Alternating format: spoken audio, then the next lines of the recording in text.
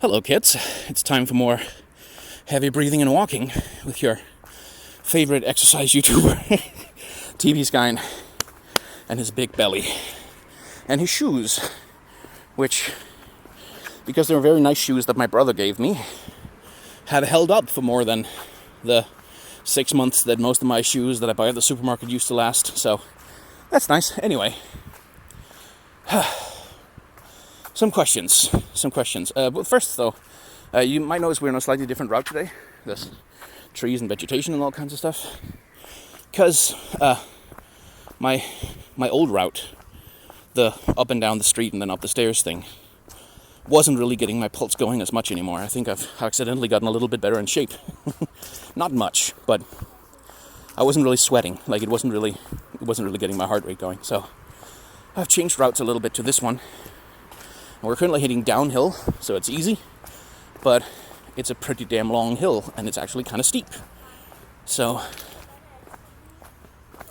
when I go the other way back up, it gives me it gets my pulse going. Like it makes me sweat, it makes me exhausted. And down here at the bottom of the hill, as I cross over some forest floor, there's a set of steep stairs like the other ones I was using, and so I can go down the hill, up the stairs, down the stairs, up the hill pretty frequently.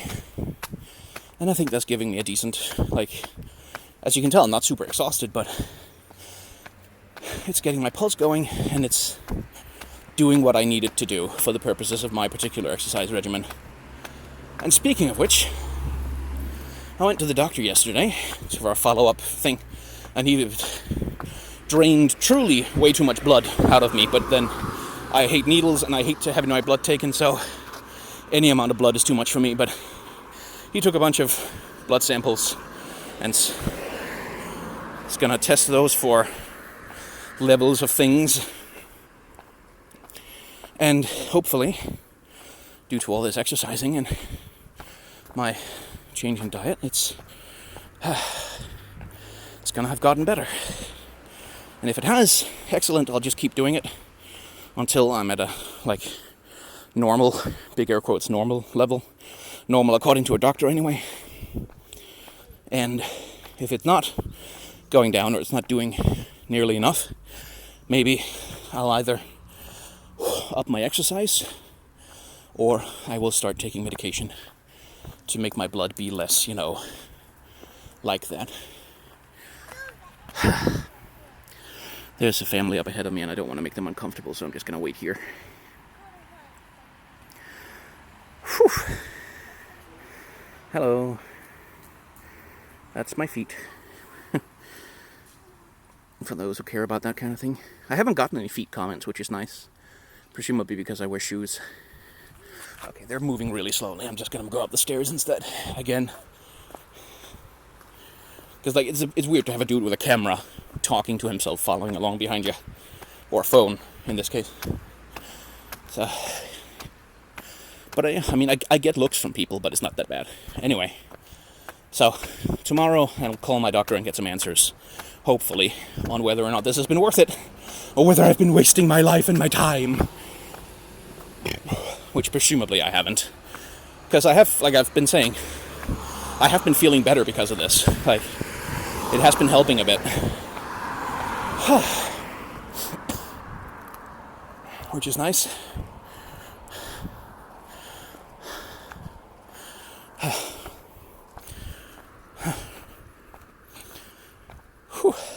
So, there were some questions in the comments, and I shall endeavor to deliver.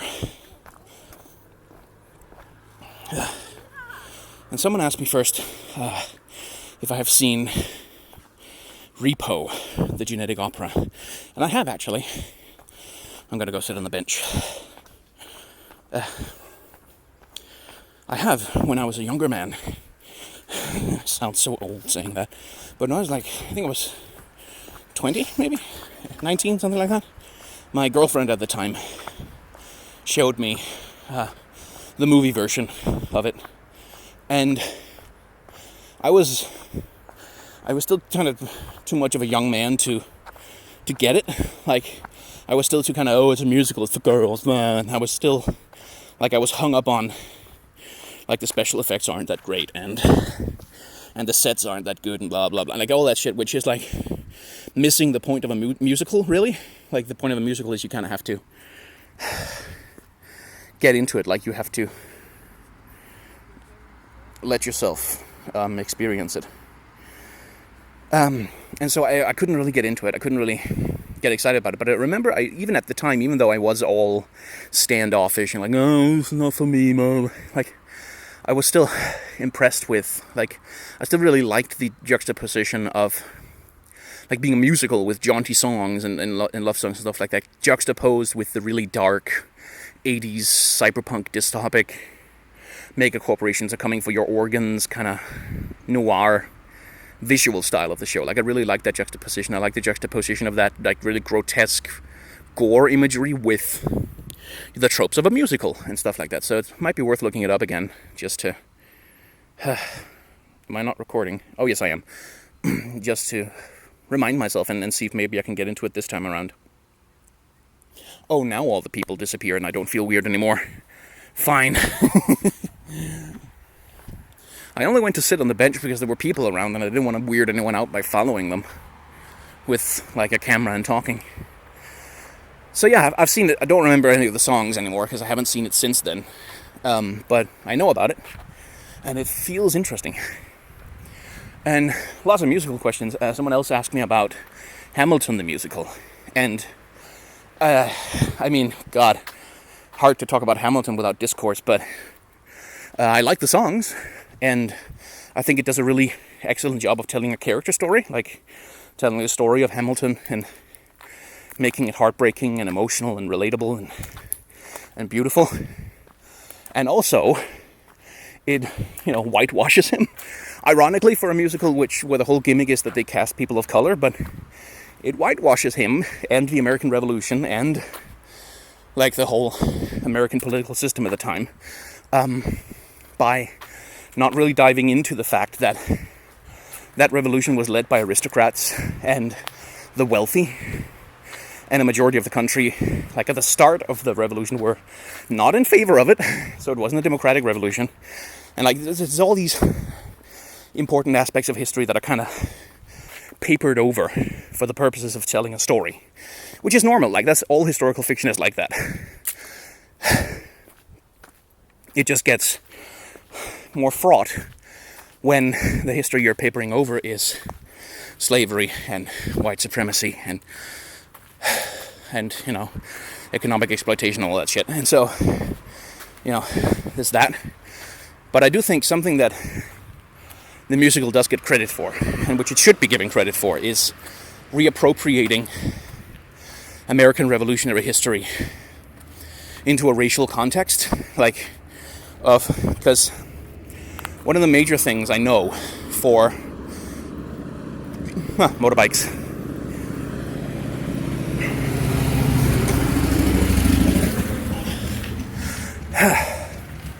for people of color in America is that they are shut out of their history. Like, the revolutionary history and the whole Revolutionary War and all of that stuff, that's also their history. Like, it belongs to people of color who are Americans as much as it belongs to white people. But in American culture, that history is often constructed as exclusively a white history that only applies to white people, and the legacy of which only belongs to white people, which is,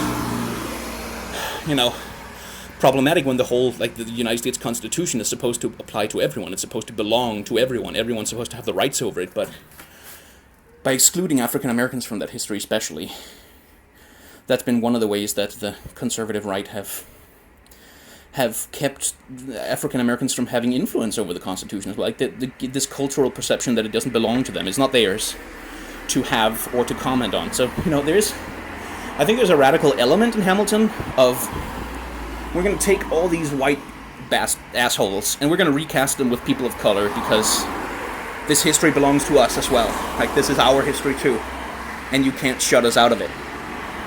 And we can reinterpret it, we can reappropriate it. This is why I don't vlog next to the street most of the time. We can reappropriate it, we can be a part of it. Like, that is a radical thing And I think that's an admirable project, and I will leave it up to people of color to actually make the determination of whether it's successful, you know. Because, as ever, I am a white cis dude from Scandinavia, and there is such a thing as staying in your lane. But yeah, there's that, and I like the songs. I like Dear Theodosia the best. I really like that song. It's a beautiful little, you know, melody to a child. And someone else asked me about something which is fortunately very uncontroversial, and about which there are no strong opinions for me to run afoul of, which is Steven Universe. What's my opinion on that show? And because I'm an idiot, I'm going to actually talk about it.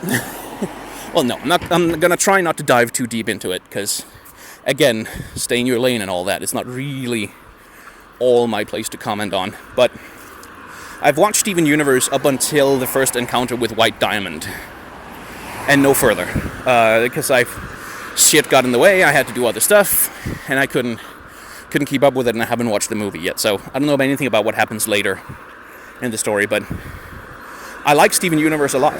Like, I think it's a wonderful show. I think it's trying to do something radical. I think it's trying to do something that's very new, especially in kids animation, but just in media in general. Like it's ethos of healing over all else, like a focus on healing as a means to persist in the world and to live. Like the idea that, like, whatever happens to you, you can heal from it. You know, I think that's a powerful sentiment, and in media that's aimed at children, I'm glad that's there, because that Steven Universe is a show that's very, very, very about emotional vulnerability. And the dangers that come with that, like the ways that you can be really, really hurt by being vulnerable, but it's also about, and, like saying, you can be really, really hurt, and it can be one of the most miserable things in your entire fucking life, and you can heal from it. It can get better. Like, the world can become a better place over time if you keep going, if you never let people take your feelings away from you. Like, and that's powerful, because, like, even in, like, kids media that's traditionally more focused on feelings is like girls media, right? That's the stereotypical thing, and you can see that all over cartoons, where, like, something like My Little Pony is all about feelings and friendship and, like, overcoming insecurities and yada yada, and then shows like Ben 10 and whatever other action shows are on are much more about action, about anger and like conflict resolution through violence and stuff like that. And Steven Universe, I think, does a good job of providing a third option. Like, it's not a boys' show, it's not a girls' show, it's a show for everyone, and it talks about something that most of the extremely gendered shows don't. And I think that's important and valuable.